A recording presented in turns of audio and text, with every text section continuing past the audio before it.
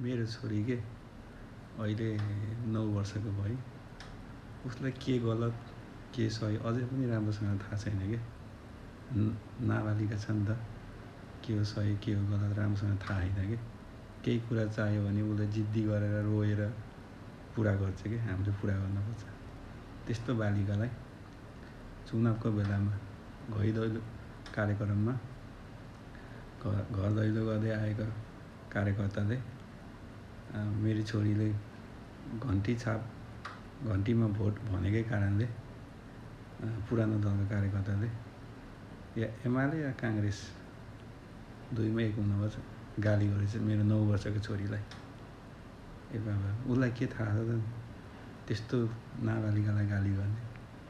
बरु मेरो छोरीलाई गाली गर्नको साटो सत्तामा बसेको तिनीहरूको टाउकेलाई गाली गरेको हुन्थेन। अति भयो सरकार। अहिले त सानो बालबालिकाले नै हामीलाई बहिष्कार गर्दैछन्। किन गर्दैछन् त नि भनेर सोचेर त्यही कुरा राख्नु पर्थेन। मेरो त नाबालक छोरीलाई गाली गर्ने कस्तो सोचको मान्छे होला। यसो सोच्छु कहिलेकाहीँ त हाँसो पनि उठ्छ, फेरि रिस पनि उठ्छ।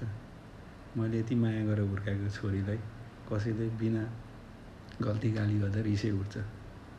यसो सोचेँ फेरि यदि म त्यहाँ भएको भए त्यो गाली गर्ने मुखको हालत के हुन्थ्यो होला, होइन?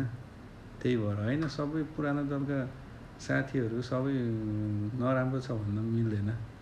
मेरो पनि साथीहरू छ पुरानो दलमा, होइन? एमाले काङ्ग्रेसमै छ, दाइहरू छ, भाइहरू छ, कति मिलनसार छ, बा आमा हुनुहुन्छ, होइन? अब साथीभाइहरू छ, मिलनसार हुनुहुन्छ नि त। तर यस्ता एक दुईवटा व्यक्तिले गर्दा हाम्रो पुरानो पार्टीहरूको बिचल्ली र बोइकट भएको हो कि।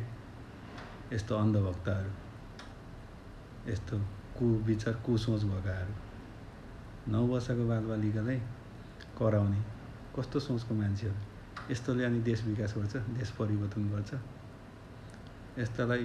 यस्तोले गर्दा हो राम्रो कार्यकर्ताहरू, पुरानो दलका राम्रो कार्यकर्ताहरू, दाजुभाइहरू, मेरो भाइहरूलाई पनि असर पर्न जान्छ। किनकि एउटाले गर्दाखेरि सम्पूर्ण व्यक्तिलाई असर गर्न जान्छ क्या।